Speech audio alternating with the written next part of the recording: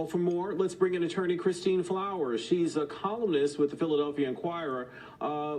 Christine, I want to talk to you just about what's going on here in Washington. I mean, we've got a lot of new developments on Rudy Giuliani. We'll talk about that in a minute. But the firing of this former ambassador to Ukraine by the Trump administration could be viewed as a cover-up. I mean, the former ambassador seems to be suggesting that. Hi, Derek. Good to talk to you. Well, you know what I find interesting, and it is unfortunate. This was as your correspondent noted, a 33-year Foreign Service career professional. They go through many different administrations, and they go through many different partisan administrations. She herself said that she had served Republicans and Democrats, and they are known as being apolitical. However, we only know what she told, what she expressed in her statement, because as they said, you know, it was behind closed doors. And it's understandable that someone who was fired after a 33-year career would be quite upset.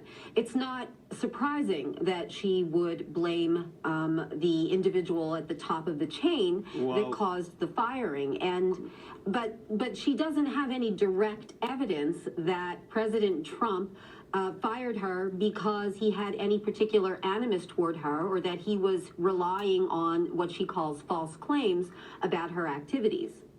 Well, you know, Christine, you're saying she may have had an axe to grind. Let's bring in David Katz, a former assistant U.S. attorney and the chief of Southern California's Interagency Task Force on Fraud, to weigh in.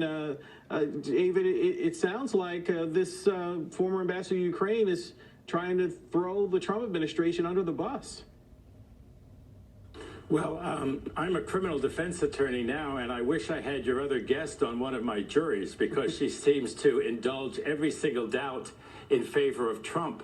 But the reality is that Trump said bad things about this woman, this ambassador, during the famous fateful phone call, the one back on July 25th. He spoke ill of her even then. There's an awful lot of circumstantial evidence that corroborates what this former ambassador said. Now imagine, she was kept under the Bush administration. She's such a consummate professional who's just looking out for the interests of the United States, that she worked under Bush. She worked with people like Bolton. Everyone thought that she was excellent. And then she stayed on under Obama, and she stayed on under Trump. So it looks like her only crime was not doing a bad job, not having cause, but not playing footsie, not playing ball with Giuliani, who was running this shadow foreign policy. We didn't have this under President Reagan that I worked for. We haven't had this under the Democrats or the Republicans since. Trump did something wrong. He got caught red-handed. He should own up to it, and at the very least, he should apologize. Well, of course, this Ukrainian diplomat's testimony is all going to the Ukraine scandal, which has sparked the impeachment probe against President Trump. And it appears to be catching a number of Trump associates in the crosshairs, including the president's attorney, Rudy Giuliani, and two of his associates who've been arrested. Christine, do you think the pressure is on Giuliani to tell all to save himself? Well, you know, Rudy Giuliani is in a difficult position. He has presented himself as the president's personal attorney. The president's personal attorney really has no business engaging in foreign negotiations, foreign affairs. So he has placed himself sort of in an uncomfortable, awkward position here. The president today also seemed, I don't want to say that the president threw Rudy under the bus at all. They're longtime friends, but his commentary today in front of the cameras was less than supportive of Rudy Giuliani. He sort of distanced himself from any kind of a relationship with the individuals that were arrested in at the airport. So I do think that Rudy is in a very delicate situation, delicate position. It's unfortunate.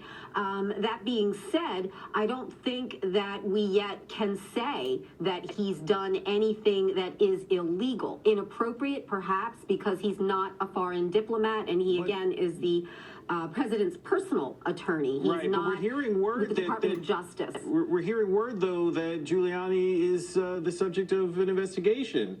and is being investigated for his Yeah. role, whatever it is. I mean, what do you think, David Katz? Does Giuliani know more than we think?